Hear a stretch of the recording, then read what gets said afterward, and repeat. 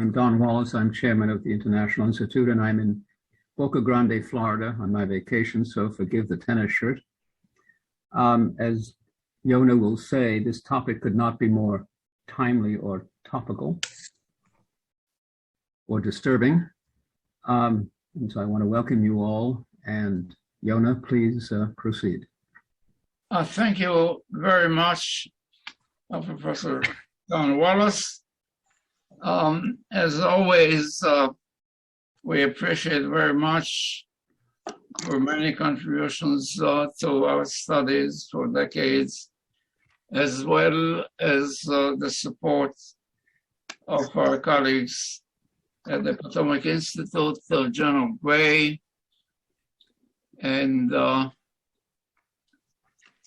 I just see General Gray. Welcome, and Jen, welcome to the program. And we covered over the decades, and particularly now during the pandemic, that very sadly, according to, I think, today's statistics, we had already 475 million cases globally, and over 6 million people died. And in the United States alone, nearly 80 million people were affected, and some 1 million people nearly 1 million people dead.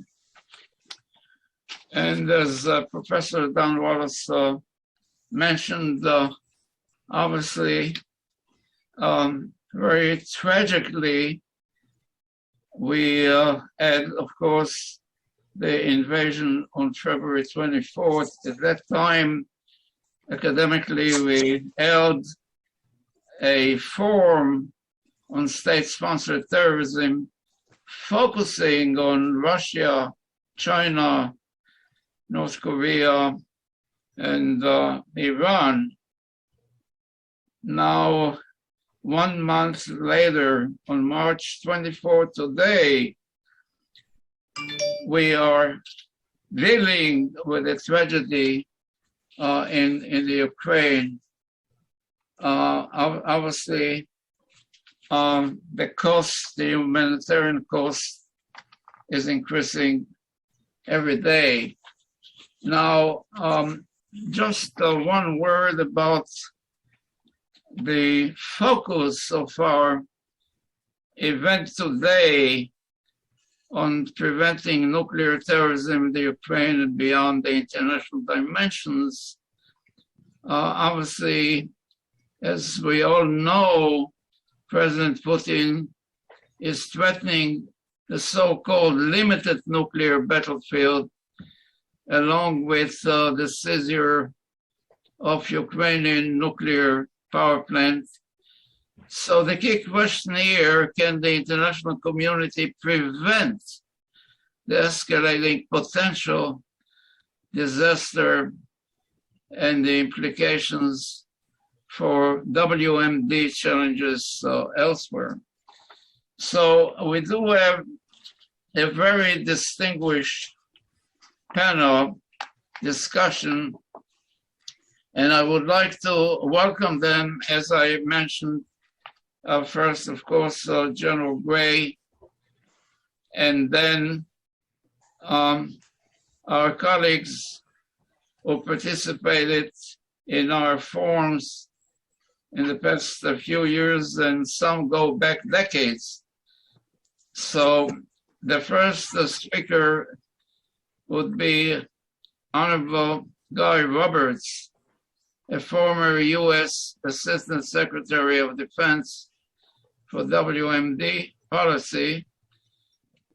Following his presentation, we are delighted to host Ambassador Zalman Shuval, the former ambassador of Israel to the United States during the George H.W. Bush and William Jefferson Clinton administrations. Following him, Dr. Peter Rudick, who is a senior foreign law specialist at the Law Library of Congress. And then our colleague from Romania, Major General Dr. Michael Unescu, who is also the president of the National School of Political and Administration Studies in Bucharest. And following him, we have our colleague from Madrid, Professor Natividad Santa Maria, who is a professor of Polytechnic University in Madrid and General Secretary, Institute of Fusion, in honor of General Velarde. And following her, as a commentator, we have our distinguished colleague, Professor Rita Cowell, distinguished professor at Maryland and Johns Hopkins, as well as a senior fellow at the Potomac Institute.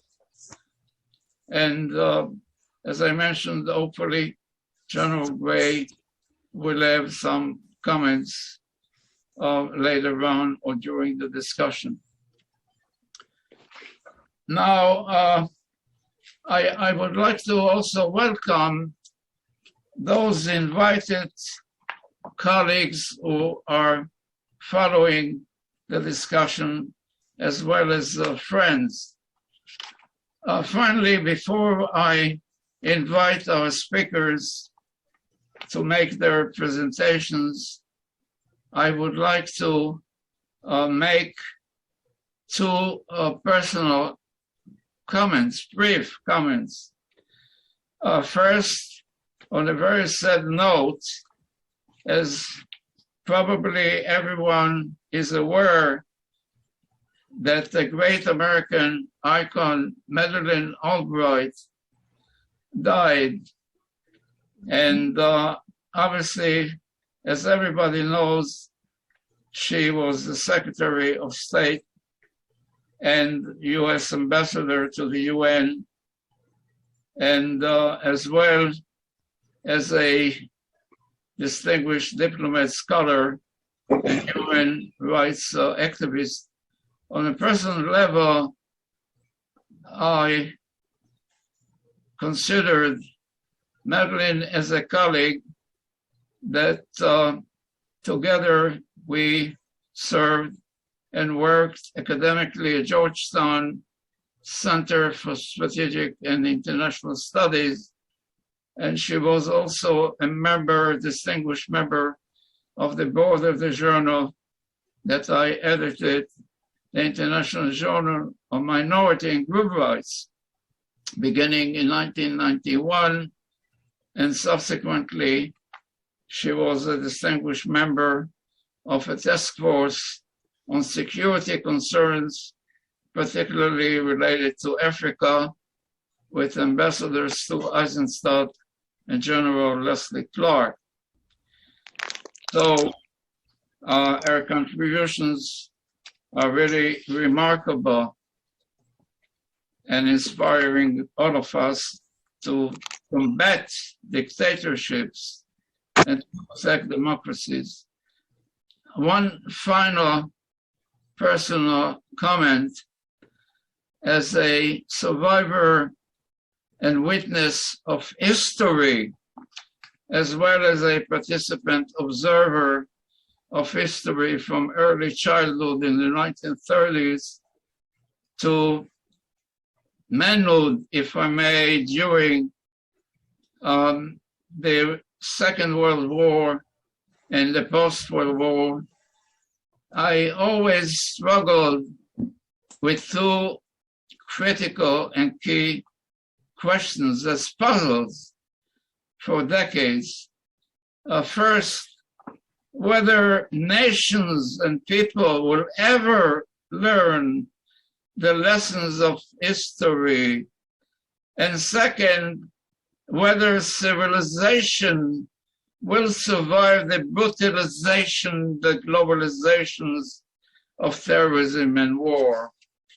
And hopefully our distinguished panel will share with us their lifelong perspectives as practitioners, as diplomats, as scholars, as scientists, to particularly to deal at this very most dangerous security challenge in the post-World War II era.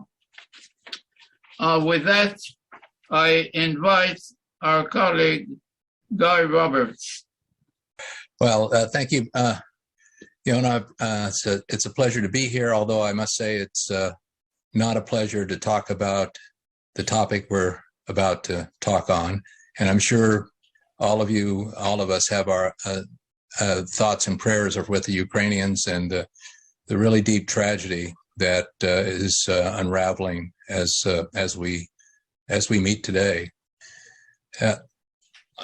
As you said, Yona, on the 24th of February, with absolutely no basis in international law and in complete disregard of the principles embodied in the UN Charter, and this massive Russian armed forces that are unlawfully invading and are in the process of occupying the sovereign nation of Ukraine. This unfolding invasion of Ukraine, I believe, will have indeed far-reaching repercussions that extend way beyond a breach of international law and a violation of Ukraine's territorial integrity. And indeed, the international legal order, which all of us have fought so hard to nourish and continue, is at great risk, in my view. In addition to the blatant assault on the rule of law, Russia's actions will, I think, weaken the credibility of major power security assurances. It undermines the nuclear nonproliferation regime and dampens prospects for future disarmament, further undermining the international legal order, of which nonproliferation of nuclear materials is an enormous part, will be seen as a green light for states or their state-sponsored actors to possess and use such weapons. The threat is real and pervasive, and there are multiple opportunities today, and even more so tomorrow, for terrorist groups to acquire nuclear materials, to carry out attacks in a weakened non-proliferation legal norm environment. If you look first at the supply side, indeed, the risk of nuclear and other radioactive materials falling into the wrong hands and being used for terroristic or other criminal purposes is one of our greatest challenges. It was 30 years ago, it is now, and it will be in the future. The International Atomic Energy Agency last year received notifications of nearly 190 incidents of nuclear and other radioactive material being out of regulatory control, including some cases of trafficking and other criminal activities. Indeed, since 1993, 3,686 incidents have been reported, of which 290 involved a confirmed or likely act of trafficking or malicious use. 12 of those incidents included highly enriched uranium and 2 included plutonium. Radioactive sources continue to be reported as stolen or missing, underscoring the need to improve security measures for such sources, especially during, as we've seen in numerous cases, during transport. And again, today, the IAEA continues to receive reports of incidents involving potentially weapons usable nuclear material and high activity sources. And these cases highlight the international character of the issue of such illicit trafficking and the need for cooperative efforts to counter these threats and challenges we face globally. And interestingly, there is no worldwide database as to how many sites exist where radioactive materials, which could be used for terroristic purposes, are used or stored. So there's certainly possible available sources of radioactive materials which could be acquired to those for those opportunities, and that includes state-supported and sponsored groups. We have a legal norm against such sharing materials, and that's enshrined in the Nuclear Nonproliferation Treaty, in which nations abstain from developing and acquiring nuclear weapons, and in return, the 5 so-called nuclear weapon states agree to pursue eventual disarmament, and which in subsequent statements would provide negative and positive assurances that they won't use nuclear weapons against non-nuclear weapon states. And of course, more on that in a second. There are then a whole host of subordinate agreements that further restrict the spread of nuclear materials for weapons and or terroristic purposes. There are literally dozens of such prohibitions enhancing and enforcing the non-proliferation norm. For our purposes and what we're discussing today, the International Convention on the Prohibition of Acts of Nuclear Terrorism come to mind. That particular convention requires all states to establish robust and sustainable legal frameworks to counter the threat. It's in my view, it's an essential tool at the disposal of member states to strengthen their criminal justice systems and effectively prevent and combat acts of nuclear terrorism. In addition, I just might mention UN Security Council resolutions 1373 and 1540, which provide further requirements for member states to not harbor or support terrorist groups in their efforts to acquire nuclear weapons or materials. On the demand side, possibility posed by terrorists in the near future is there's a lot of demand for that in some respects. I might mention too, I've been working this issue since 1991, and back then we were very suspect of the accountability of nuclear materials in the former Soviet Union, and still today I believe it's quite possible there were diversions of fissionable material necessary for building an atomic bomb, and that remains worrisome. We also have countries that, if the political environment is right, may decide to develop nuclear weapons on their own. Germany and Japan are virtual nuclear weapon states. Taiwan had a nuclear weapons program, as did South Korea. And then we look at Saudi Arabia. They have publicly stated that if Iran acquires nuclear weapons, they will. The kingdom there plans to construct 16 nuclear power reactors over the next 20 to 25 years at a cost of $80 billion. Those could be the sources for nuclear materials for a weapon. Turkey, in 2018, President Erdogan publicly stated Turkey's interest and desire to acquire nuclear weapons. And they're in the process of building nuclear reactors. And then now we of course, have Iran. Just recently, the Arabs, including the Arab League, told the Biden administration that in their view, it is not only Iran that threatens their security, but also its terrorist proxies, including Hamas, the Palestinian Islamic Jihad, Hezbollah, and the Houthis, many of which have already expressed their desire to acquire nuclear weapons. Given Iran's nuclear capabilities, it could share a nuclear weapon or materials to one or more of these groups for an attack on the West. The Arabs are clearly worried about the financial and military aid that Iran is providing to these terrorist groups. Finally, it is astonishingly easy with which many of the necessary technologies can now be acquired from companies in the West. I'm told by some very good sources that to build a missile or a weapon of mass destruction, all you need is a credit card, a shopping list, and a personal computer. That's a big difference from when we first built nuclear weapons back in the day. So in sum, Iran's lengthy history of support for several surrogate terror organizations, the ubiquitous nature of technology that can be used for terroristic purposes, all of this poses an acute danger that rogue state terrorists will eventually attain nuclear capabilities.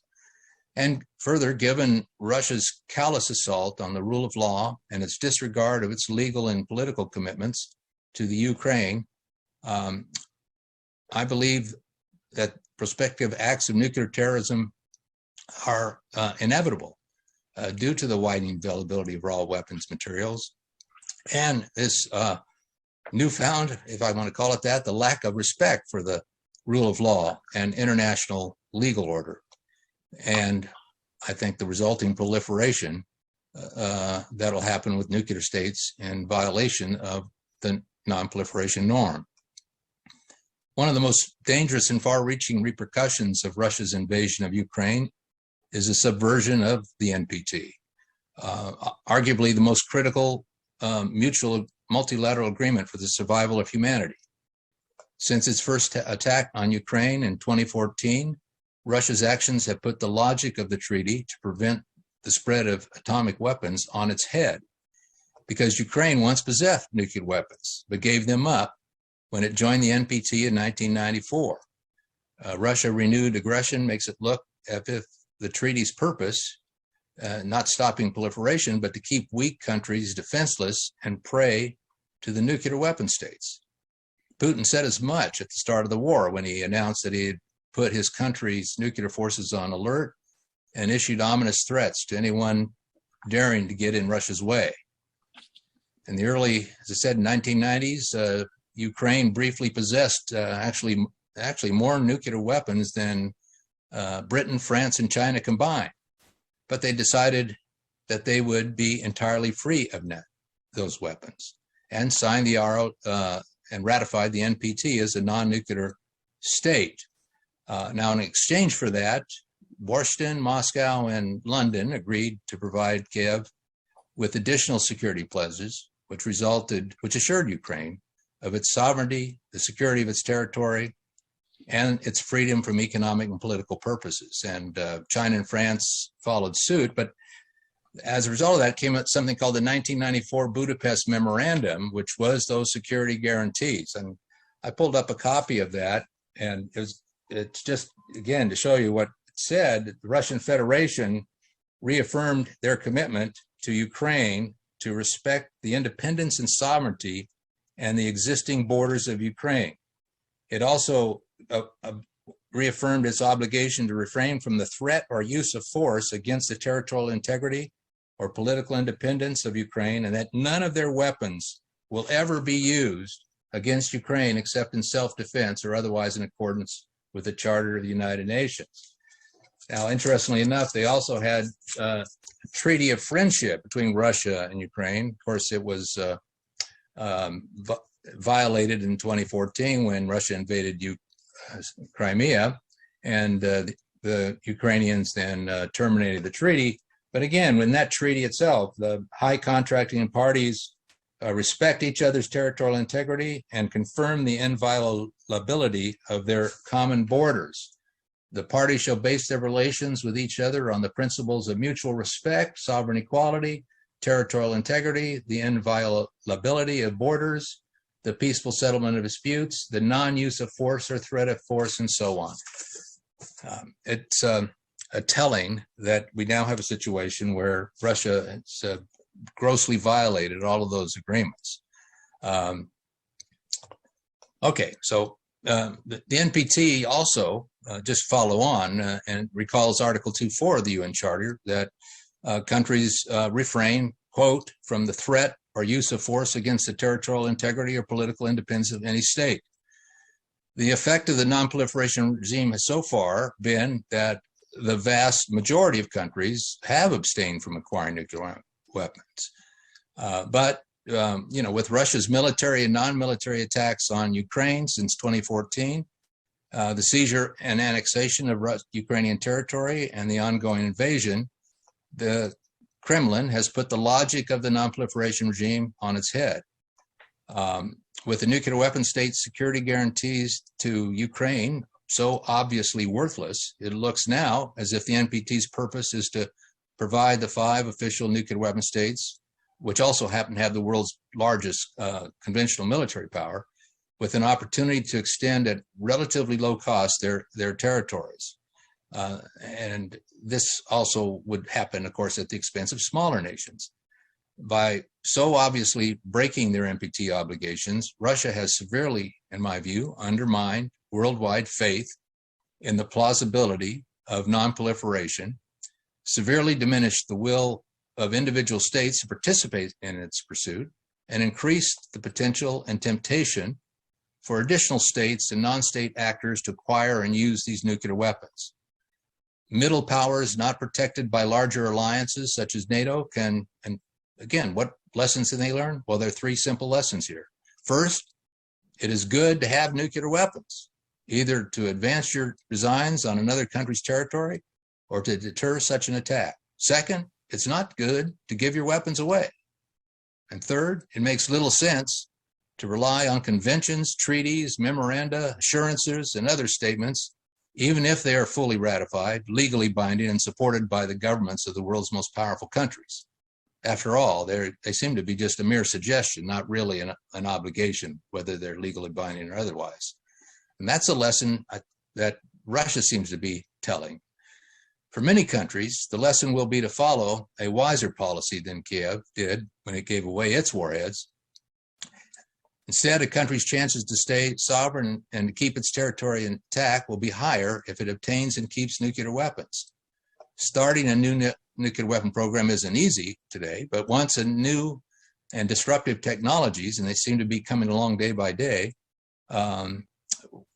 makes it easier to develop or buy nuclear weapons, and many countries will want to get them, all the more so if they have a rapacious neighbor that already has such weapons or that they suspect of wanting to get some. For that neighbor, the lesson is that it might get a chance to grab a piece of another country lacking sufficiently deadly arms and naively trusting international law. Russian behavior in Georgia and elsewhere demonstrates again and again that it can act with impunity, with a few minor arms deliveries and economic sanctions, the worst possible reaction by outside powers, and even those sanctions are usually weak and abolished over time. What else do you need to know to find the bomb an attractive solution? Of course, with the new sanctions imposed, it remains to be seen how high the cost will be through sanctions and other measures where the costs do outweigh the benefits of acquiring such capability. Well, in addition, breaches in the matrix of international anti-smuggling custom controls and nuclear non-proliferation safeguards, along with weakened legal structures, increase the likelihood, in my view, that nuclear bomb-making materials may fall into the hands of terrorists. I fear for the international legal order and the rule of law. It is hard to imagine a more terrifying prospect than an extremist group like ISIS armed with nuclear or radiological weapons, unless it's Russia detonating a nuclear weapon in Ukraine or a NATO ally, thus ending a deterrence and our deterrence posture as we know it. Nations that honor their legal and political commitments and adhere to the rule of law can take steps to reduce these dangers posed by the threats of nuclear terrorism. We can start by reaffirming the rule of law and the importance of adhering to one's legal commitments.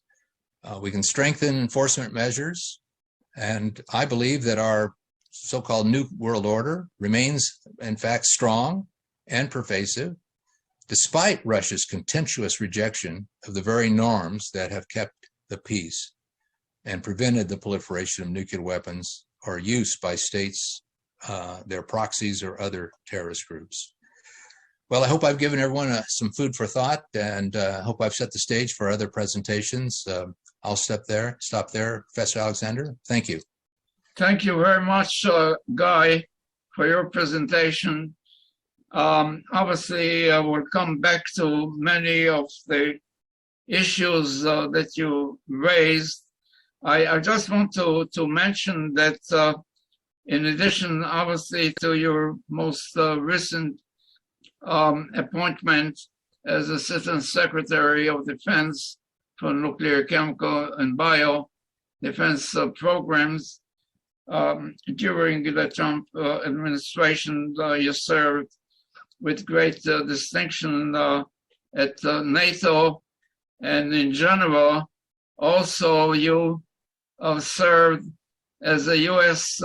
Marine Corps officer that I recall, and judge advocate, and then of course you were able to serve the country at NATO for many years and academically. So we'll come back to you later on with during the Q&A discussion. At this point, I would like to invite Ambassador retired Zalman Shuval, as I mentioned, from Israel. As many of you know, he was a politician and diplomat. He served also a member of the Israeli parliament, the Knesset, and he represented David Ben-Gurion's Buffy state list at the time, and then the Likud party, and he served in the United States for many years during the Bush and Clinton administration. Now, we academically, we were honored to host him back in, I think it was May 2019, to discuss his important book, Jerusalem and Washington. So at that time, it was held at the International Law Institute. Now we invited him to share his views of his many years of service in the United States, Israel, and elsewhere. Ambassador Shuval. Thank you, Yona. Should I call you Mr. Terrorism, or better not? This may be misunderstood, but thank you really for inviting me to this important conference. And I'd like to thank also the other sponsors of the event. The heading of this timely webinar is Preventing Nuclear Terrorism in Ukraine and Beyond. But if this event were held not in Washington, but in Israel or in most of the Arab world, perhaps in Turkey, it would almost certainly have read Preventing a Concrete Danger of Nuclear Terrorism by Iran and possibly others. Everything, of course, is connected, and the war in Ukraine has conveniently, I'm saying this a bit cynically, distracted attention from Iran and the negotiations in Vienna. But in today's world, considering some of the players, certainly Russia, it is always wise to expect the unexpected and to imagine the unimaginable. And some of the statements from Russia are certainly alarming, not just the statements, the deeds, of course. And a limited catastrophe can quickly become a general catastrophe, a vast one. But just to show how complicated and often diffuse and paradoxical these issues are, ironically, it is Russia's presence in Syria which acts as a blockage, a partial blockage, to the expansion of Iran's terrorist activity by itself and by its proxies. I'm not making, of course, light of the dangers relating to Ukraine, or rather to Russia, but there have been so many unexpected developments already, but I want to put things in proportion. Possible, hopefully avoidable occurrences on the one hand, on the Russian front, and very real facts and developments on the other, namely the Iranian threat. The threat of nuclear terrorism, like any terrorism, is twofold. The direct results of terror acts themselves and the political or otherwise results of the mere threat of terrorism. And in the Middle East, we have seen both.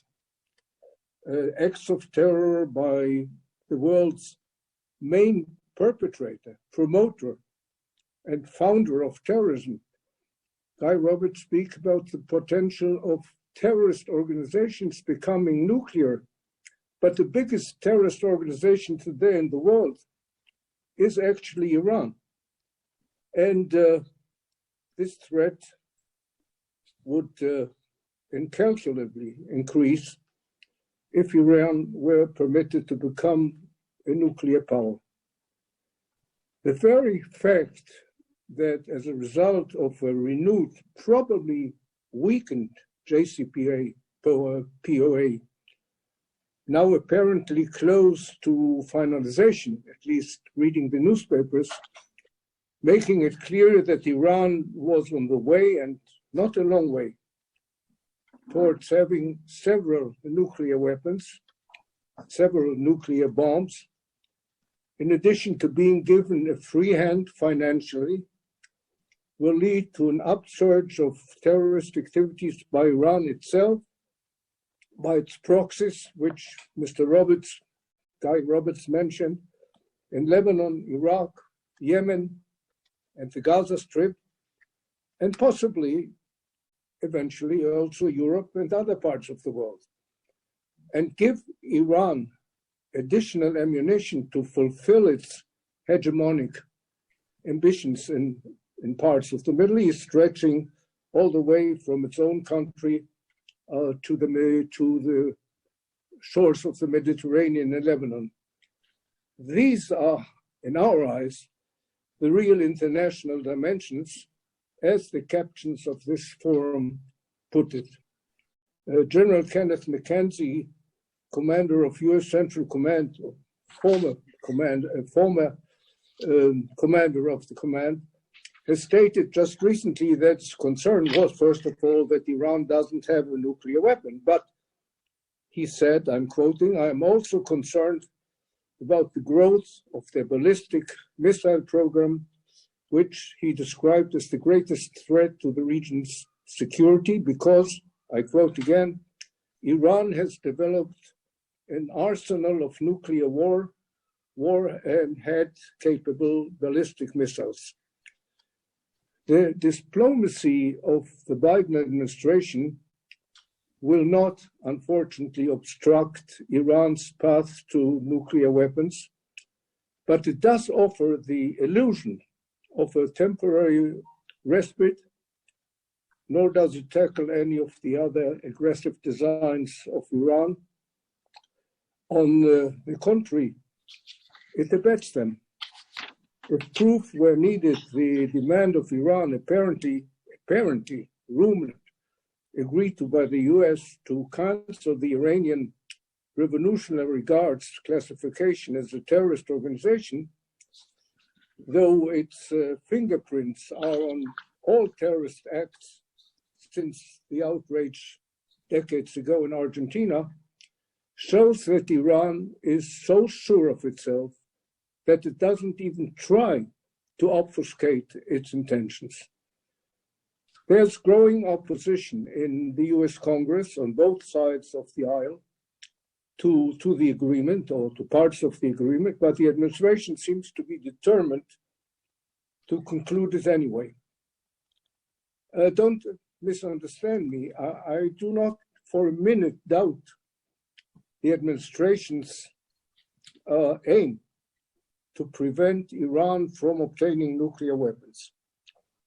It suffices to read my friend William Burns, the CIA director's statement to the House Intelligence Committee, saying, regardless of the outcome of the nuclear negotiations in Vienna, Iran will continue to present a threat throughout the Middle East. And there was a similar quotation by Secretary Blinken himself.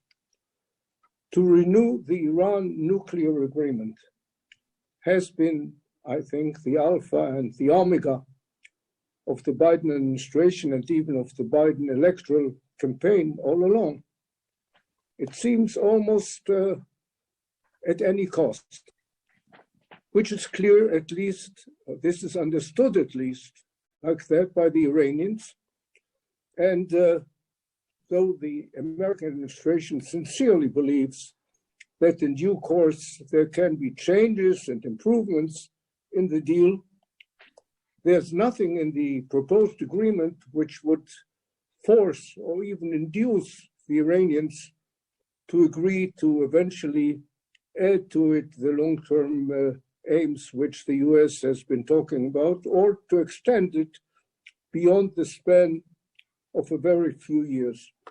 By the way, coming back to the very interesting introduction by Guy Roberts, Henry Kissinger has recently written that he thinks that the threat of artificial intelligence in war is probably more serious even than the nuclear threat, especially as it can be coupled with the nuclear threat.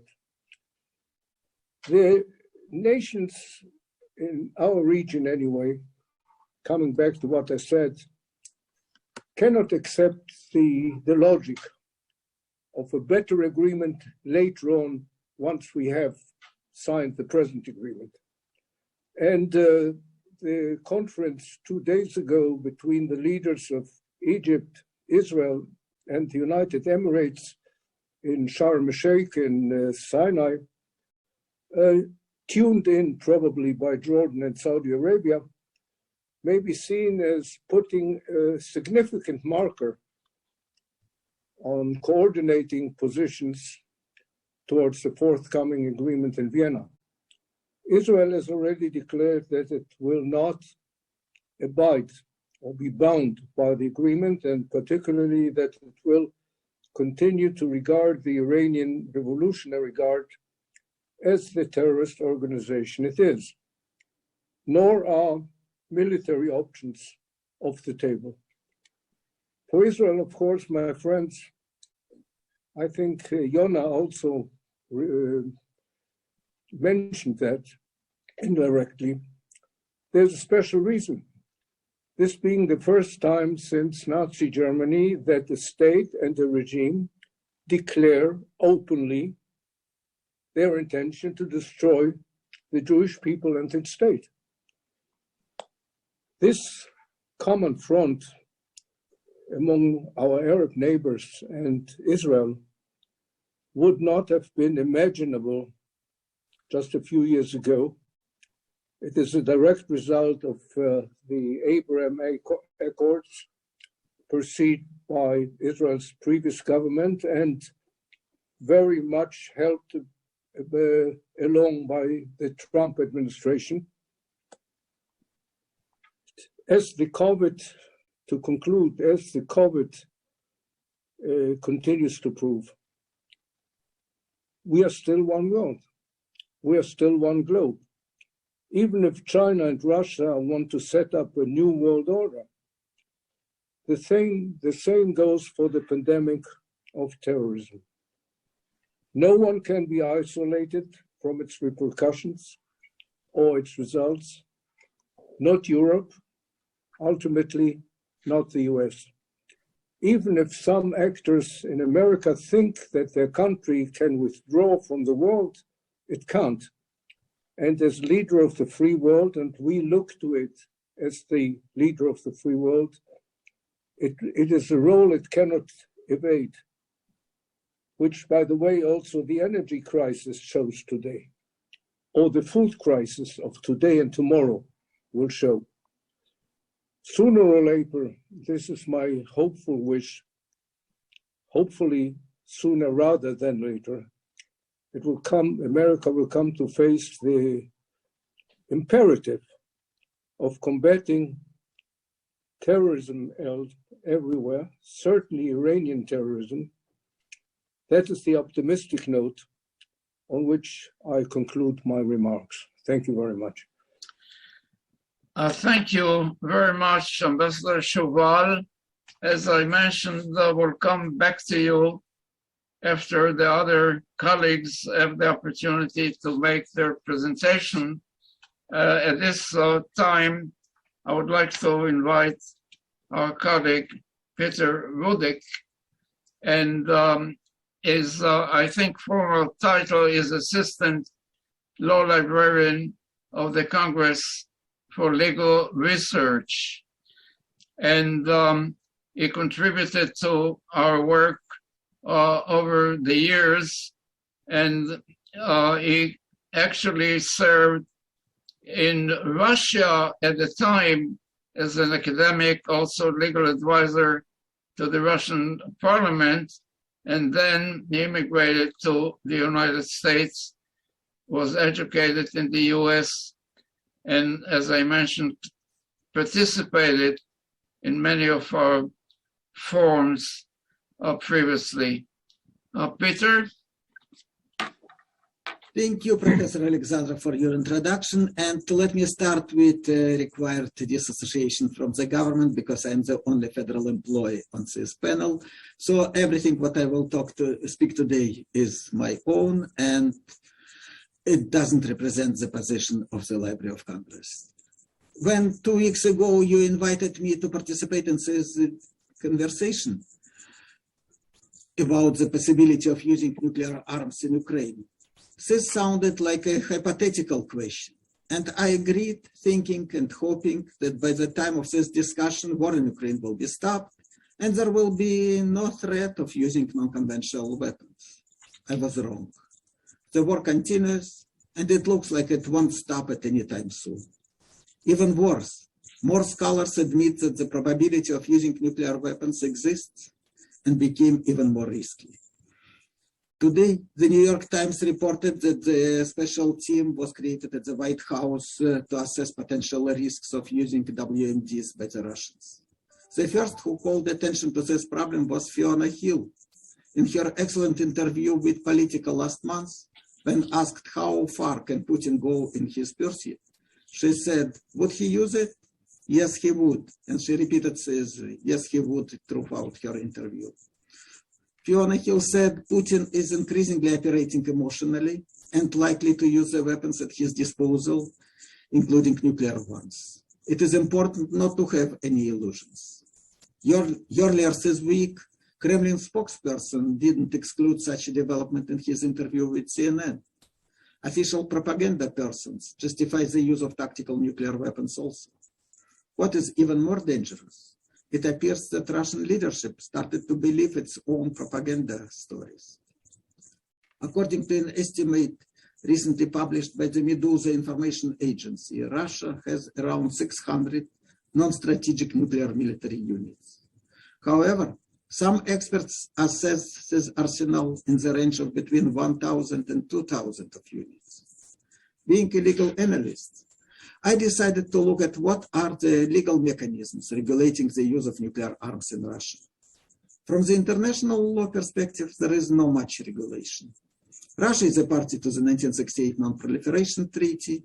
It strongly opposes the Treaty on Prohibition of Nuclear Weapons, and many disarmament agreements either expired or not address non-strategic arms. The main domestic law in this field is the federal law on the usage of nuclear power, adopted in 1995. This is clearly a post-Chernobyl law and provides for measures aimed at strengthening control, preventing security violations, protecting victims of nuclear accidents. It regulates the use of arms to some degree, but says that it should be done for peaceful purposes. As protection measures, the law creates a regime for access to areas where arms or sources of nuclear power are stored and prohibits to conduct mass gathering or public events near such facilities. Regarding the division of power between branches of government, this law says that all decision-making, or almost all decision-making, is delegated to the president. While jurisdiction of the cabinet of ministers, local administrations, and the legislature is prescribed by the law, all these appear to be nominal, and all decisions in this field are made really by the head of state exclusively. In summer of 2020, the president of Russia issued a decree titled On Fundamentals of the State Policy in the Field of Nuclear Deterrence.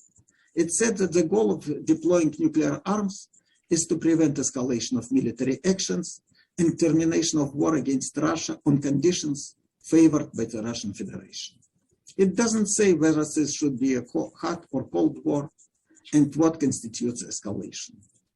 This idea follows the concept of nuclear de-escalation of a conflict, or in other words, escalation for de-escalation, which was formally established in 2017 in the fundamentals of their naval policy, which should be extended through 2030. Experts say that this concept was used by the Russian military for the last 10 or 12 years. This is, I think, a dangerous idea because it provides for demonstrating the decisiveness to use nuclear arms in a military conflict and deter attacks against Russia. Something similar was recently expressed by the Estonian legislature when it passed its own resolution calling for NATO to close sky over Ukraine. To me, it seems doubtful that if two parties fighting each other would escalate the conflict, these efforts would eventually lead to a peaceful resolution.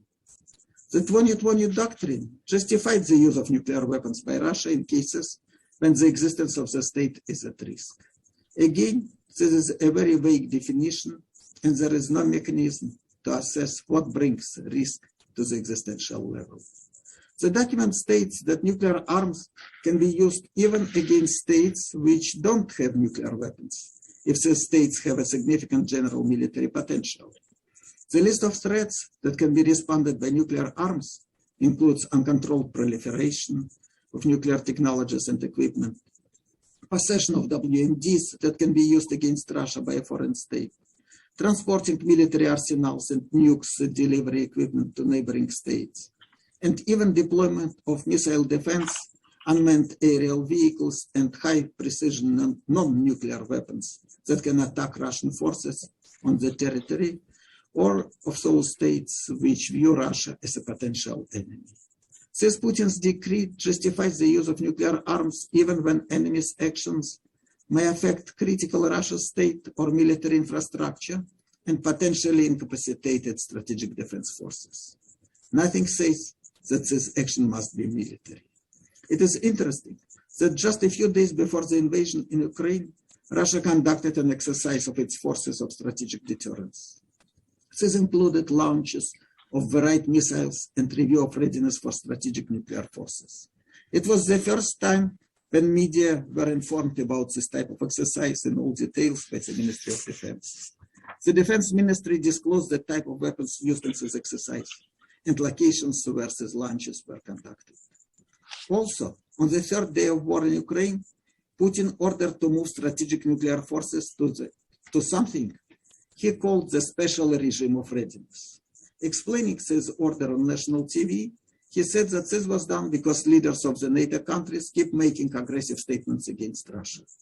He also mentioned Western economic sanctions as another reason for heightening the level of nuclear preparedness. Analysts were puzzled what this special regime means, because this definition was never used before and is not included in the system of alert levels. Some call it here high alert status, but this is not really a high alert and something truly unknown and not defined in these documents.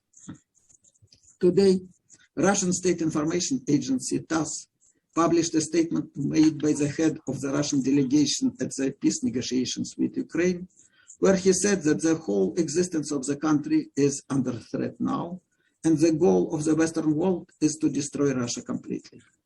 Did it happen by accident that these words were said on the day of the NATO summit? Russian military expert Pavel Luzin believes that in the current situation, Russian leadership considers the use of nuclear arms as a possible option. That is why he believes that in this situation, a lot depends on individuals involved in the process and on the so-called human factor. What will be the consequences of such actions? It is difficult to forecast. Does the Russian leader understand where he can lead? Is this threat imminent? I don't know. Some believe that economic sanctions will undermine Russia's ability to respond, and every day of war weakens Putin's regime. Others count on strong civic resistance across the Western world. Third, rely on military dominance. Which solution will be proven correct? I don't know, but I can say and echo what Mr. Roberts said today, that existing legal framework doesn't appear to be a well-working mechanism in the current situation. Thank you. Thank you very much, Peter, for your presentation. Obviously, you raised some very important issues. We'll come back to you. Perhaps you can clarify for us how do you see the mind of President Putin in regard to future action in the WMD area. We would like to move on now with our next colleague, Major General Dr. Mikhail Nunesco. As I mentioned before, he served not only in the academic area, but also at the Romanian Ministry of National Defense and worked with NATO. And he contributed to our work and studies over the years. Mikhail? Thank you so much for giving me the floor, Mr. Jonach. Thank you so much for your invitation at this very informative conference. I have heard a lot and I have learned a lot, especially concerning the Middle East. Is for me a surprise what Mr. Chauvel said about the development in the area, and there are very, very interesting from that point of view, the connection which we can draw from the evolution in this region and also with the Ukrainian crisis. Well, when I have received the kind invitation of Mr. Jonach to attend and to be a speaker at this meeting, I didn't imagine that soon I would be involved in discovering, in a process of discovering the truth which had been highlighted here by Mr. Guy Roberts, saying that we are, Mr. Chauvel, sorry, said, we are one globe. Mr. Roberts said another thing, that it's a little respect, or no respect, I would say, of the international norms today. Because I have been in the process of discovering that even if Romania, which is a neighbor of Ukraine, having a border with Ukraine of about 1,000 kilometers, 900 and something, you know. And all of a sudden, after the beginning of the invasion of Russia, all of a sudden, Romania and Romanians had been deeply involved in the evolution of this war. And I would try to explain to you that kind of facts because it's connected with that nuclear terrorism, which is very rapidly developing in our world. Firstly, in one of my first points, I had the intention to highlight the fact that the operational plans of the Russian army had failed in the first plan, had failed in the first 2 days, a kind of blitzkrieg in which the Russians would be welcomed like the liberators in Ukraine. And after that, they have changed immediately the plans, but operation is that kind of plans are something new, which had developed a kind of war in Europe, which have not been on such a scale since the Second World War, in terms of the death of civilians, in terms of destroying the cities, and also in terms of how the Russian invading army is operating against great cities of Ukraine. That first point is that they are using these tactics, I would say, to encircle the great city of Ukraine in order to, like during the medieval ages, like the fortress during the medieval ages, and after that, cutting all the ways to give the provisions, electricity, water, food, so and so on, to the population, accepting a kind of humanitarian corridors for evacuating the civilians, but also bombing these humanitarian corridors and inflating in such a way the number of victims and the number of civilians, which is a kind of war crimes, not a kind, really war crimes. And at the same time, at this point, I have tried to figure out what means this culminazione point, which is, how to say, in the Russian doctrine, which Mr. Rudik had presented to us, the point in which the offensive is on equal foot with the defensive, and which General Hodge, together with the eminent strategist Lindley French, said recently that around the 15th of March had been reached.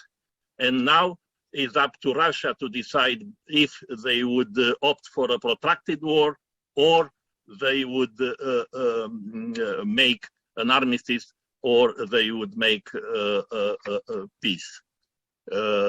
Several days after, the same Lindley French had come back with the text saying that it's not necessary to give up to the blackmail, nuclear blackmail of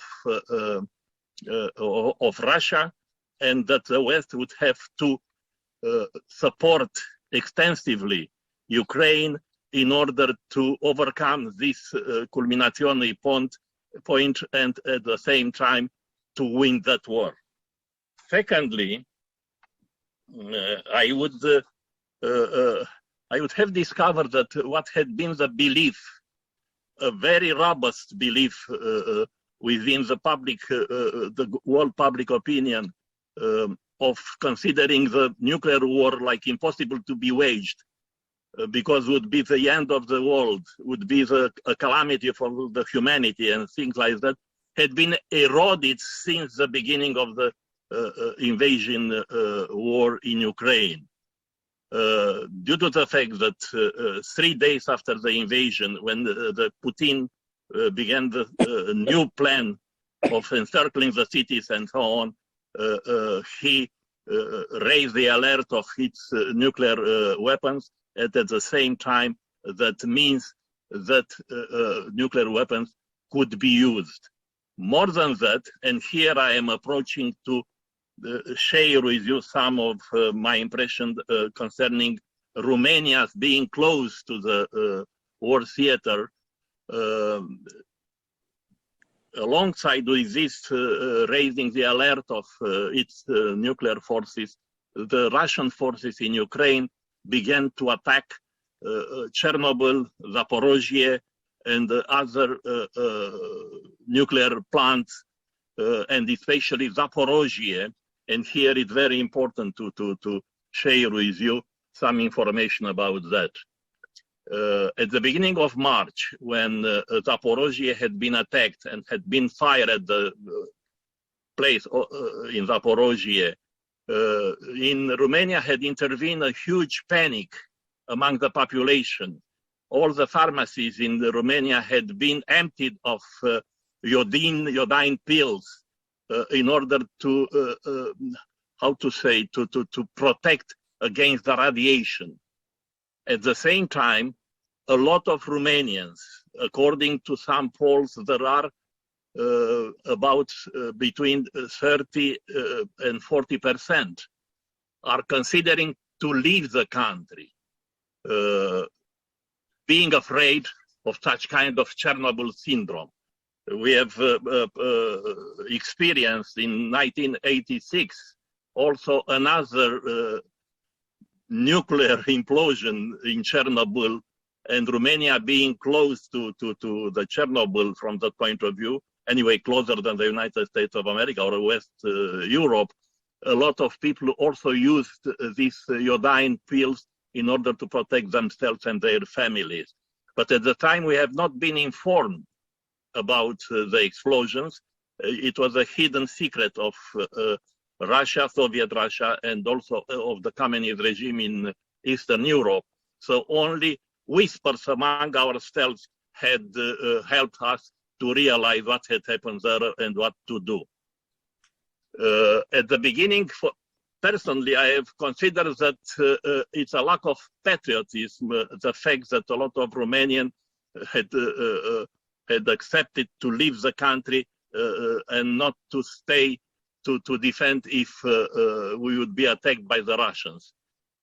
And finally, I have realized that it was another motive of such an attitude of a lot of Romanians concerning their desire to protect themselves and their families and to leave the country in order to avoid what would have been the result, the consequences of Zaporozhye conquered by the Russians.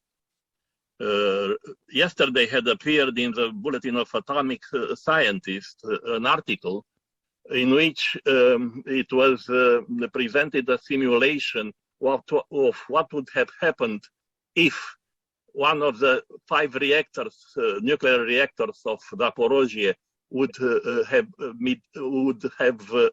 imploded, would blow up. And the simulation had demonstrated in connection with also with the winds and the weather conditions at those days and all the days after the Russian attack on, that up to now almost 5 million Romanians would have been forced to leave the country. It's amazingly, and I have been astonished by the fact that the community, the public opinion in the country, the whispers among themselves and so on and so forth, had realized the danger, absolutely the threat, the mortal threat which such kind of illegal act of war to attack a nuclear, and it was not only one, it was also Chernobyl and also another one in Kharkov and so on and so forth. So this is a fact which is proving that there are necessary, as Mr. Gay Roberts said, a lot of new rules in terms of protecting such kind of nuclear plants, not only to avoid being stolen by the terrorist group and in such a way creating a havoc in the system, but also to avoid creating a turbulence in the system which would be close to a global conflagration. Also, another point which I would like to present in front of you is that the impact of the Ukrainian crisis had been very low on the Romanian society up to the moment when Putin had raised the alert of its nuclear forces. So this is indicative for the fact that an entire nation could become threatened when such kind of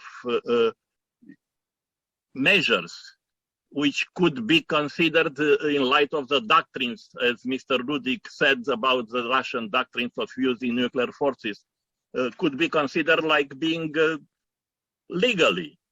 But they are creating outside the country, outside the framework of the system, peaceful or warlike, are creating trends inside the nations which are not part of contradictions between other actors of the international system.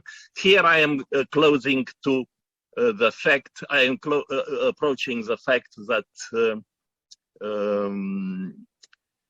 living in the Westphalian system, in which the energy is a basic law, which means that more than 200 countries are pushing their own legitimate interest, and undoubtedly they are entering in contradictions among this kind of system, which is, how to say, preserving peace only by installing a hegemon or by installing a kind of hegemony, or developing in such a way security, collective security in order to preserve peace and to avoid war a long time, as we have succeeded in doing that after the Second World War up to now, without any global conflagration. That kind of system we would have to think about how to do in order to improve the rules. Again, I am going back to Mr. Guy Roberts said that the lack of respect for the rules is one of the main threats for the community of nations today, and we would have to restore this belief that it's necessary to command, to lead the system in a way, in such a way so we could exclude a global conflagration. That's the end of my presentation, and I have more, of course, here, including some polls in the Romanian society, which are amazing from the point of view of new ideas, new trends developing in a society in a very short time, 1 or 2 weeks, being closer to a war theater in which it is possible to be used nuclear weapons. They are very interesting, and if you would be interested in such kind of polls and such kind of behaving of a society close to such a kind of nuclear terrorism, I would send my text. Thank you so much. Thank you very much for your presentation, very sober. And the irony, obviously, is that many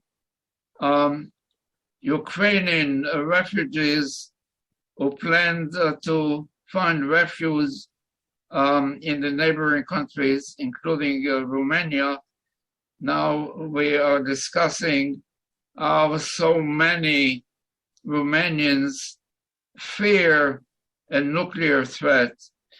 And with that, we'll come back to you, and we'd like to move to our next speaker, Professor Santa Maria, with the Department of Energy Engineering in Madrid, and also General Secretary of the Institute of Nuclear in the memory of General Velarde. And she will make a PowerPoint presentation which is very comprehensive for our discussion. Nati? I would like to every good evening to everyone, and I would like to thank you very much, Professor Alexander, for your very kind invitation. I would like to say hello also to Professor Wallace. I'm a pleasure to meeting you again. And I see always Professor Rita in the screen. So hello to everybody. I think we are living very difficult days, and my presentation deals with how the Ukrainian-Russian war is can be considered, in my point of view, as a hybrid threat for the European Union. Please, next slide. As a revision of what all of you know about the hybrid threat, I think we have to start with the psychological factor, which means how people feel helplessness, how people feel traumatic until in front of these events that are every day happening, especially, and I have written next to psychological part of this, is due to disinformation, propaganda, manipulation of information that is intended to change people's attitudes. And sometimes it's very difficult to discriminate whether we are dealing with good information, fake information, and so on. So people feel in the middle without knowing what to do.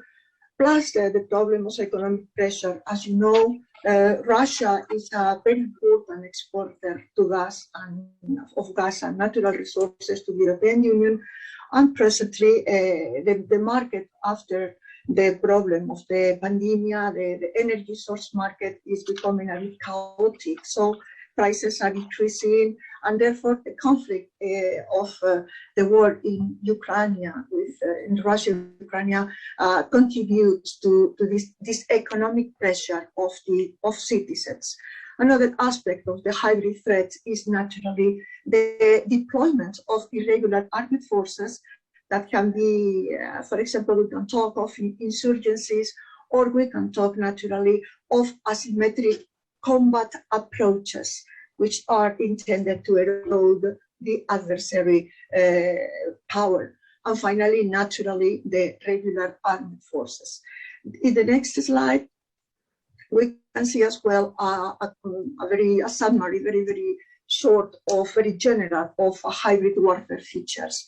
So in a hybrid warfare feature, we're going to find actor states versus non-actor states, that is in our minds always the problem of terrorism or extremist ideologies or religious sects and so on. In the middle of this, there is always a factor of anonymity, which gives freedom to these non-state actors to act with more impunity. It's important to mention as well that the non-military methods have played a central role in the hybrid warfare. And the last column, the column on the right side, we see that in these hybrid warfare factors, we can use, or they can be used, low-cost methods, and they produce really high-yield results. One of the examples of paradigms could be terrorism. Next slide, please.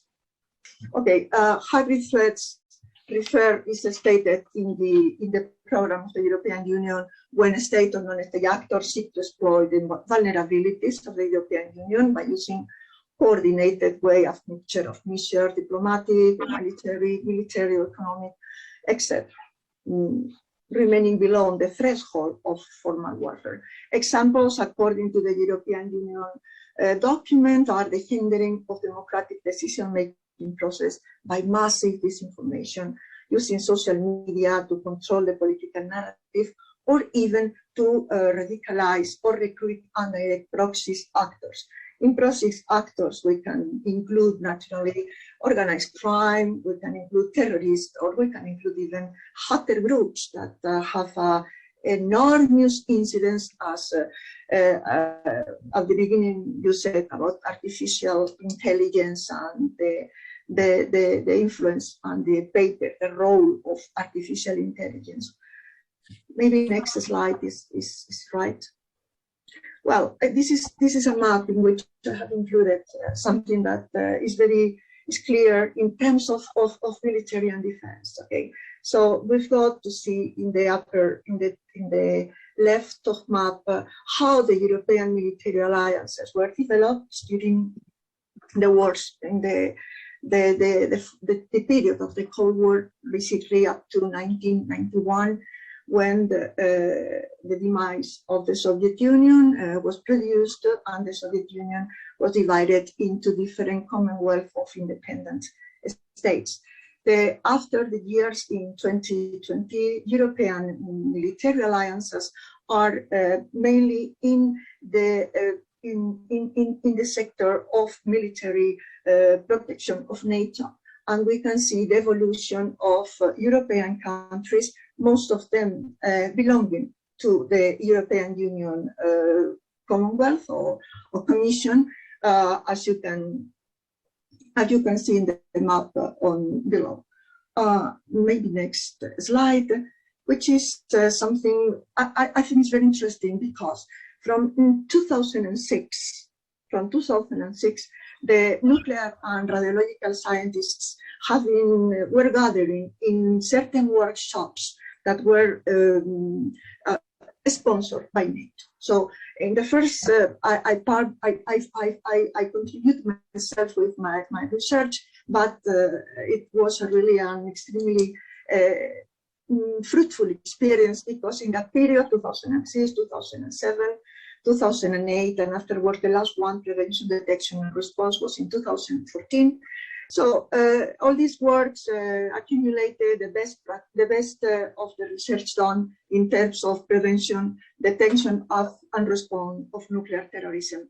All this finished, if you wish, in the publication on this wonderful, this excellent book edited by Professor Alexander and Dr. Rosen, in which they explain by different authors the different aspects of NATO, as the title of the book says, from regional to global security provider.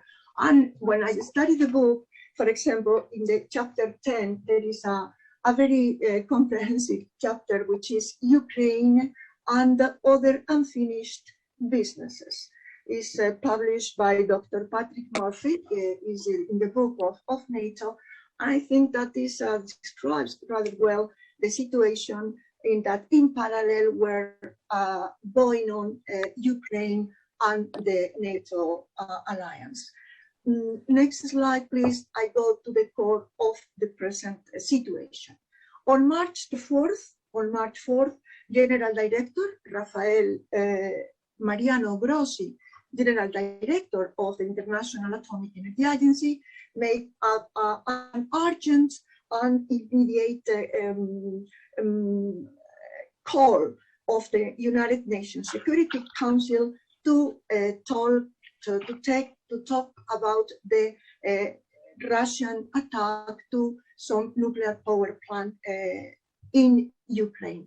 So Mr. Grossi, Dr. Grossi, was there explaining to the Council of the United Nations the situation of urgency that have come due to the strike of Russian troops to this nuclear power plant. So in the next slide, we can see, how this is the Ukrainian Atomic Energy Commission, that Ukraine has a very solid nuclear program in terms of especially nuclear energy development. We can say that presently Ukraine gets almost 50% of their electricity coming from the 4 nuclear power stations, power plants that we are going to see in the next slide. But before, let me tell you how active, for example, is this website of the Ukrainian Atomic Commission in 2021 with different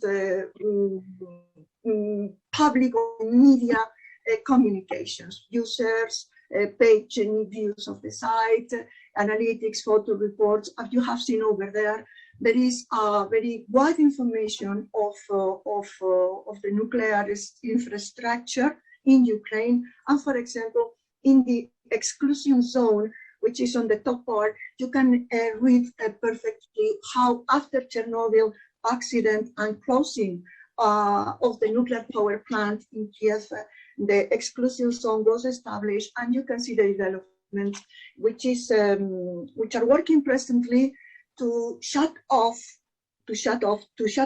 the central power plant for 2028. Finish the works on the decommission of this nuclear power plant. In the bottom, we can have free access to International Atomic Energy Commission agency radiation protection posters, in which people can find all the reports published by the International Atomic Energy Agency or medicine on radiological procedures, on research in industry, radiological protection, and so on. Please, this slide, we will see the different power plants that and the distances that are presently in Ukraine. The four main ones is as you can see in the map. I don't have my pointer, but I think they are in English as well written, so no problem. The biggest one and the biggest of Europe is Zaporizhzhia. Is not only the biggest power plant in Ukraine, but it's also the biggest power plant in Europe with 4 power units. Okay, the type of reactors used in the whole energy power plants in Ukraine are known in the West as pressurized water reactors, and in Russian VVEC, according to the Russian acronym.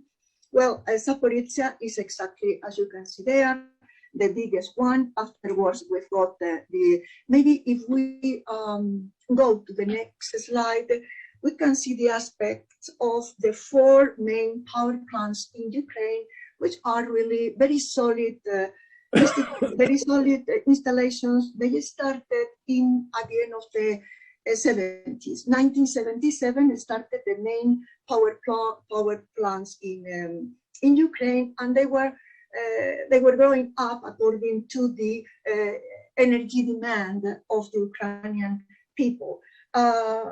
You've got, for example, the second one, Chmelnytskaya. It has 2 power units. Or Rivne, it has 4 power units.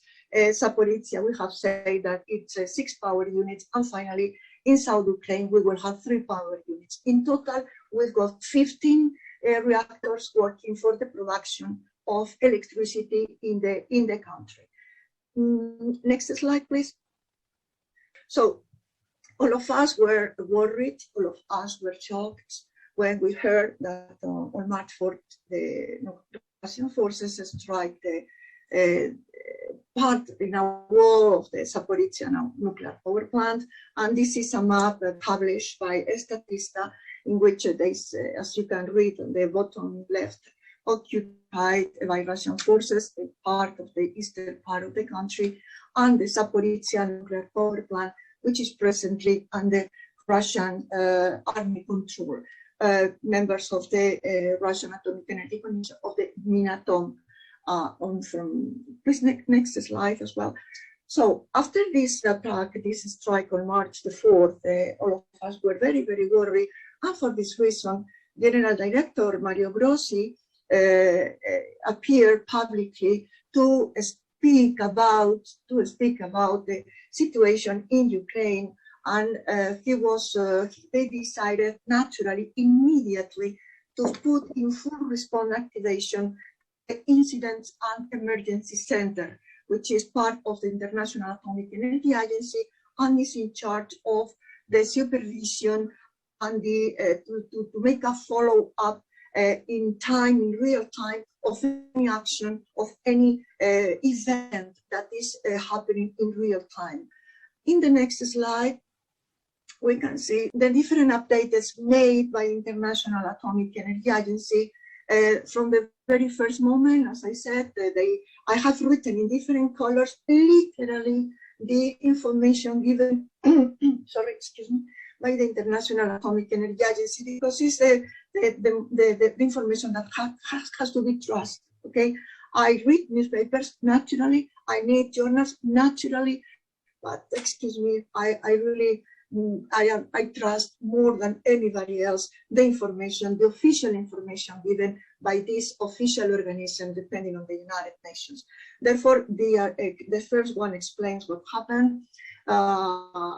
They say that they continued operating the plant and so on. In March 19, the Russian Federation reported to the International Atomic Energy Agency that the situation was completely stabilized.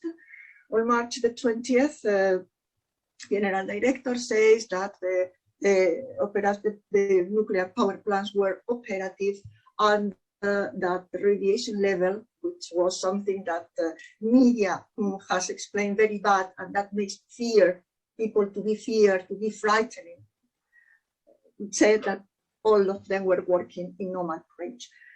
It's true, and it's very important to remark that when you are working in a nuclear facility, you need people working there need a stability, both emotional and physical, and this is something that unfortunately in these cases have been missed in Chernobyl and in the rest in Zaporizhzhia. So what the General Director says, that operating staff must be able to fulfill one of the pillars of energy safety.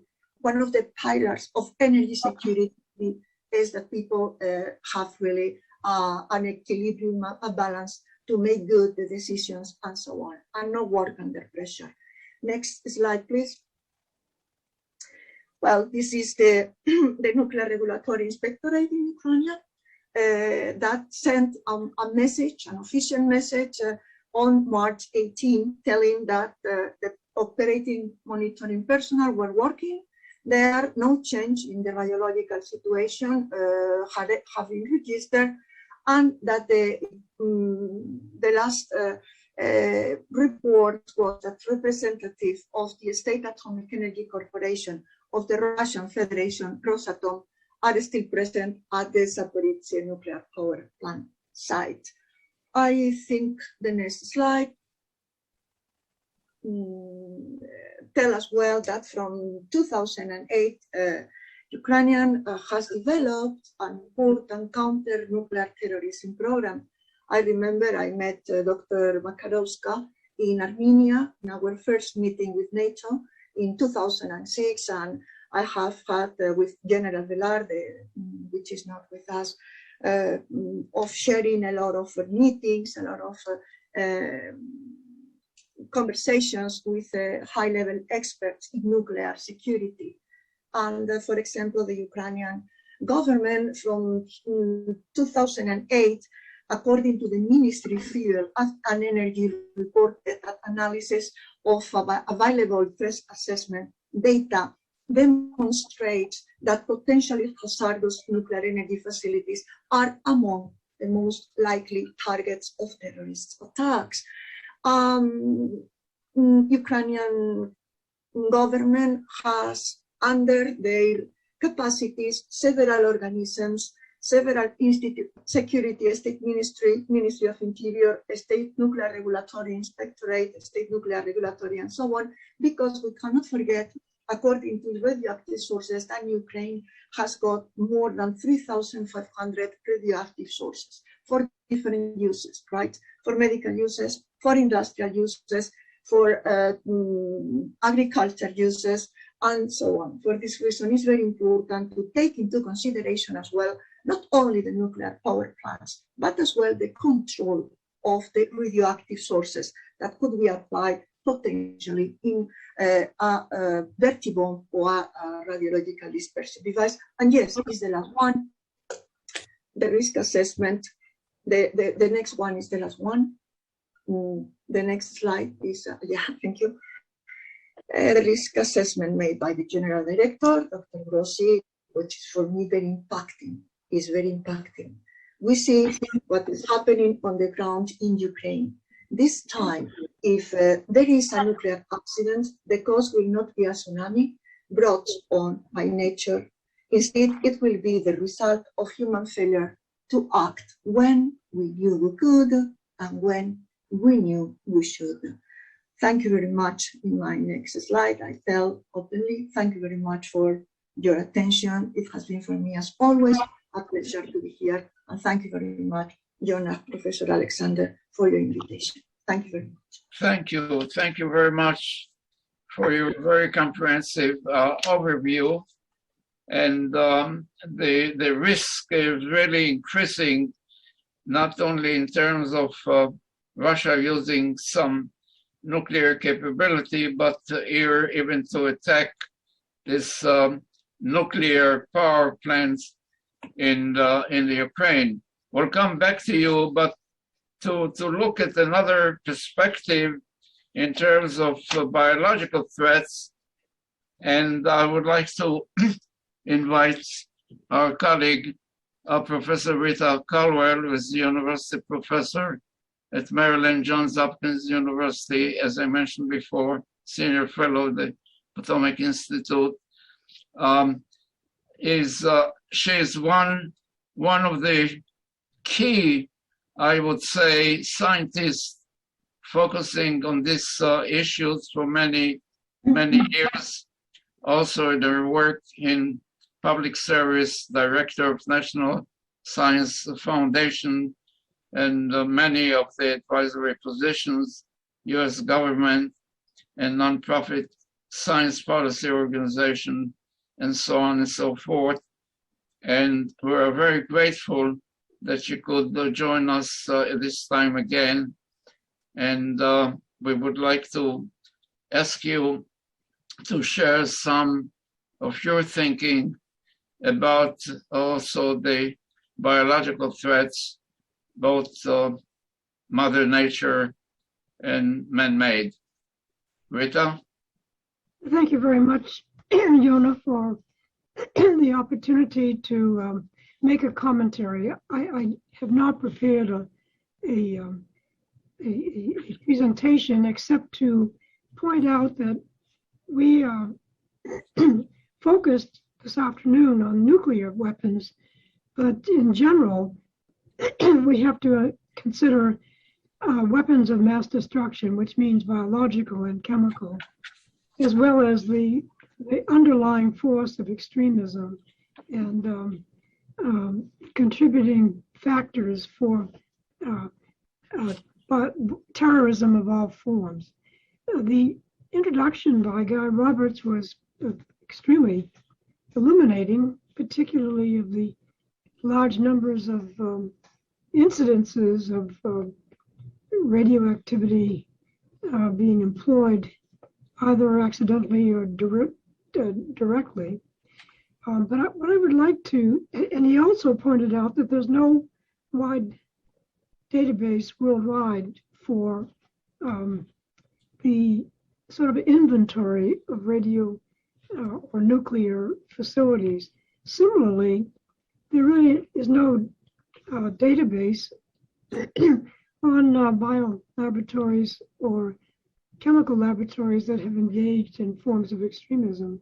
There have been incidences, and these have been recorded, but not as a data per se. Fortunately, a Tiger team on weapons of mass destruction has been formed by President Biden, but I feel that it might be a bit of the horse having long left the barn. We really have to consider all facets of terrorism that are now available, weapons of mass destruction of all types, and particularly with a lack of respect for the rule of law, we have to assume that Putin will actually progress from the traditional warfare, which has not been conducted effectively by him and his team, to very likely the next step will be chemical, or perhaps chemical biological as a psychological weapon before proceeding to the ultimate threat and action of a nuclear weapon. There have been recently published in the last day or so complete details of the actual use of chemical weapons by Putin and his, I'll say his thugs in using toxins and toxic agents to eliminate dissenters and competitors. This, of course, was carried out in the UK, and it is a demonstration of the chemical biological weapon brandishing by Putin. So we can probably expect, particularly since the intelligence does seem to indicate that Putin is preparing to use chemical weapons by the usual cover that he employs to claim that the US and NATO are in the process of employing such weapons when it is not really true. Nevertheless, it's, I think, necessary to address terrorism in all forms. And very likely, biological threats will be carried out on food supplies because it'll be insidious. We already have seen, because of the shortages that have come up because of the insufficiency of being able to distribute food effectively and widely, that use of biological agents can further disrupt and make very effective weapons that can be done insidiously without a direct intrusion or intervention. So my comments are very brief.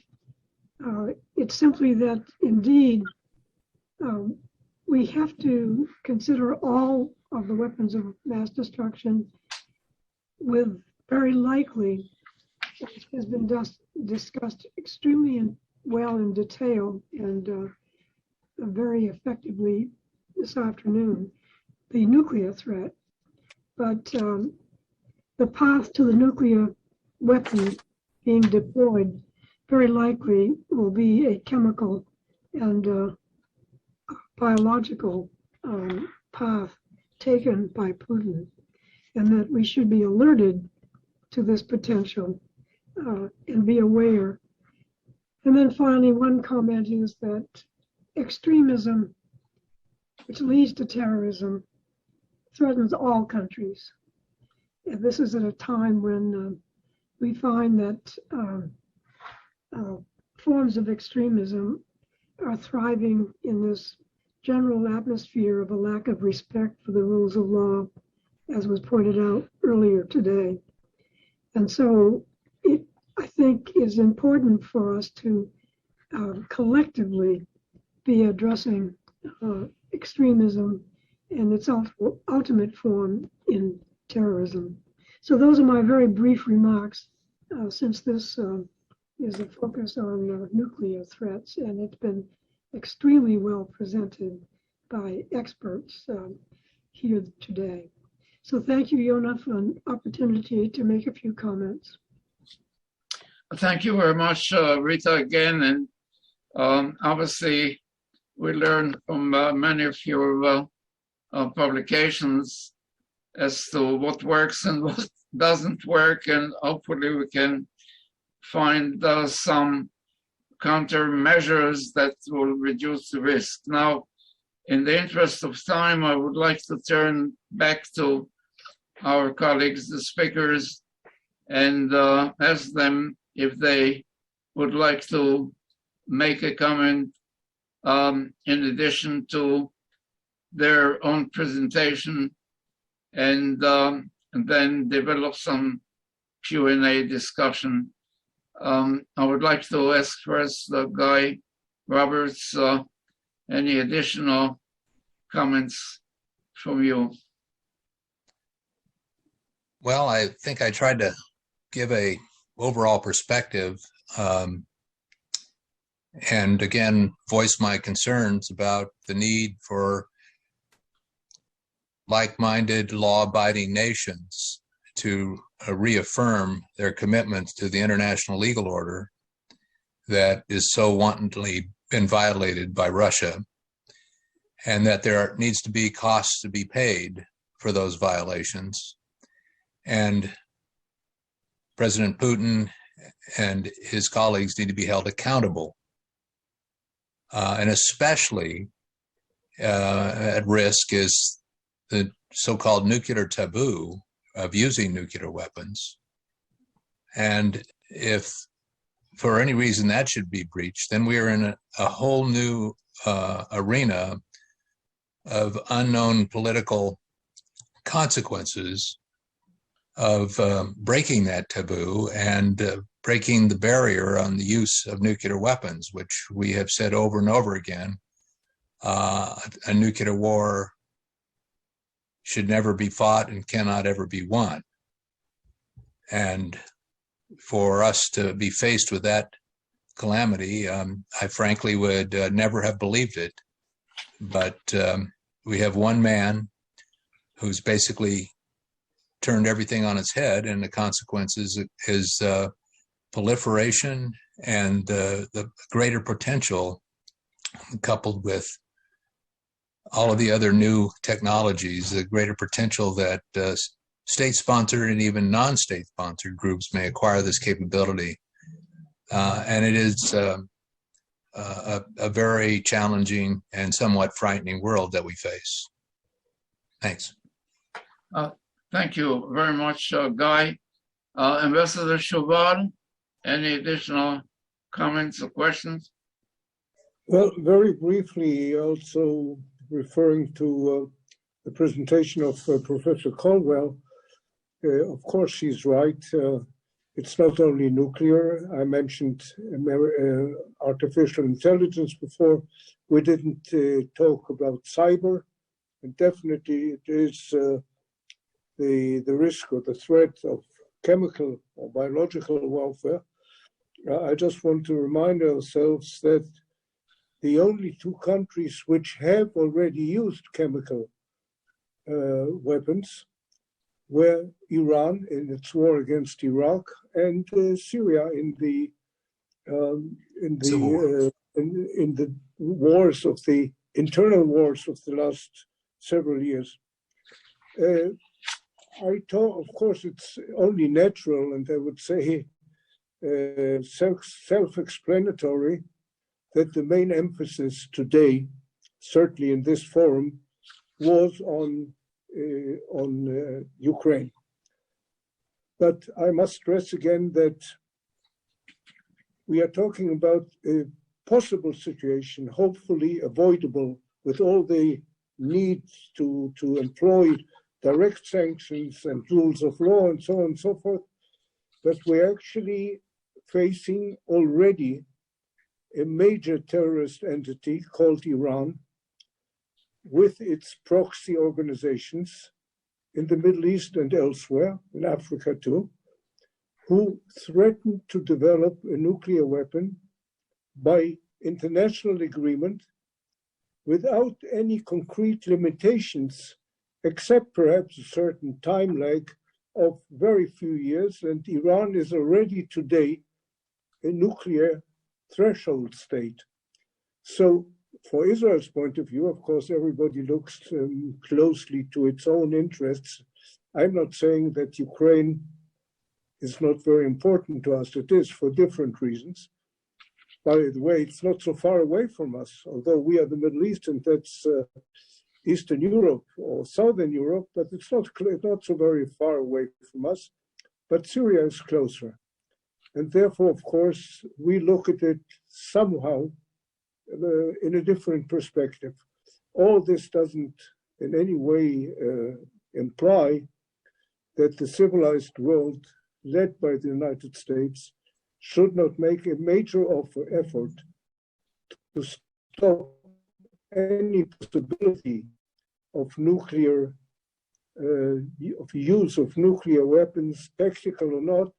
In military terms, we know that strategy is no more than an assemblage of tactics. So what's tactical today can very easily become tomorrow strategic. All consequences of that. Thank you. Thank you very much, Ambassador Chauvel. I will turn to Peter Rudik. I meant to ask you about the so-called Putin mind puzzle that some compare it to the doctrines of Mein Kampf, for example, and perhaps he was influenced by Alexander Dugin in terms of the right wing, the new right wing approach. Any comments on that or any other? Well, I don't know what is in Putin's head, but I can say what Russian observers mention about this. And they see that, and they are afraid that the Kremlin believes that it can control escalation at every level, and that Kremlin can dictate its demands at every stage of the conflict. According to them, it happens now because there is no direct contact between Putin and his military commanders, because there is a distrust between highest level leadership and military For example, we didn't see the Minister of Defense for almost 2 weeks on TV. And they believe that human factor can be the major factor in preventing the possibility of nuclear attack because of so many different stages and levels and institutions involved in the process of implementing the orders. Probably somebody will just refuse to do it. But again, there are other mechanisms which may work on the side of those who are interested in pushing the button. So it's really, really uncertain. Talking about Putin's head, we can remember probably it became now often cited his first public interview when he ran for the office first time in the early 2000. And he mentioned how being a teenager, he was chasing a rat in his apartment and this rat jumped at him because it was cornered. And he said that it is his major lesson in life not to be cornered and never give up and fight until the last minute. So who knows? But I still believe that like every war which gives us a new opportunity to develop a legal framework and answer new legal challenges. For example, after World War II, we got international tribunals. After Balkan Wars, we got new model of governance and organizing the judiciary. Probably this war will also give us some models for organizing international security, because for 30 years we were proudly saying that the Soviet Union dissolved without bloodletting. Now we are witnessing a war which is aimed at redrawing borders of the former Soviet Union. And I believe that new security systems should be established and probably will be established after this war. Thank you. So thank you very much, Peter. General Nesco, please. Well, during, preparing my text and thinking about, I have been amazed by two facts. Firstly, how fast had been the process of erosion of the belief that the nuclear war wouldn't be possible. I have read a lot of comments on different articles in the international press, in the national press, and so on and so forth. In several days, I have realized that all of a sudden something is moving from one point to another, from the firm belief that the nuclear war couldn't be won, up to the normalcy of a nuclear war. This is the first fact. Firstly, I have considered that it's a kind of, imperial mentality, when the comments were something like, if it would be necessary to use nuclear bombs in order to stop Putin or another madman, we would have to do it. But afterwards, I have realized that it's not only this kind of imperial mentality, because also there are such comments also in a small country without any imperial tradition and things like that. Secondly, the second point is that I realized also that it's absolutely necessary that hopefully after we would end up this very, tension period in the life of our international system, when everything would be solved, hopefully peacefully, or in a way or another. We would have to bring together the best diplomats to find out more Kissingers, I would say, in order to think about what to do next in order to avoid such kind of things. Because I have observed, reading different articles, that we are not accommodating ourselves with facts which are well known only to the experts. I would give you some examples. the experts in nuclear field have a lot of scenarios how to be used the so-called small arms, nuclear arms, how to use the tactical weapons, nuclear weapons. And they are giving a lot of scenarios, which I am thinking myself, if not Putin have read that or have been informed about, and perhaps he would, how to say, would blackmail us, for example, bombing a part of the Black Sea, killing only the fish inside the water, in order to how to say, to make us to capitulate, to surrender, to accept whatever he would like to do. So we would have to bring people at the end of that who knows a lot about that kind of things, about the equilibrium, about the way in which the system had been, had functioned along the eras, along the recent, especially during the atomic era, after the Second World War, after the post-Cold War, including the specialists in intelligence, the artificial AI, in artificial intelligence, because I have, I would agree with what the ambassador said, that perhaps it's Kissinger said, as a matter of fact, that it's perhaps most dangerous than the nuclear weapons. So that kind of thing, so you would have to instill, how to say, not only the respect for the rules, for the international rules, but also to carry out a kind of international rules which would be accepted worldwide. Thank you very much. In the interest of time, we would like to ask Professor Santa Maria briefly for your comment, because we the clock is ticking and we would have to close and call upon General Gray to make some closing comments. Very briefly, I think that history is a cyclic period. I think it's not linear. Therefore, I remember the missile crisis in 1962, excuse me, when it was discovered that the Soviet platforms were installing in Cuba to launching platforms for rockets. Well, they started an escalation of tensions around the world between both blocs, and naturally Europe in the middle, Warsaw Pact and NATO. At the end of everybody saw that this only could lead to a mutual assured destruction. Therefore, I think that we should, as Professor Alexander says, to learn lessons from the past and try to solve this situation as better as possible, because the use of nuclear weapons is something like a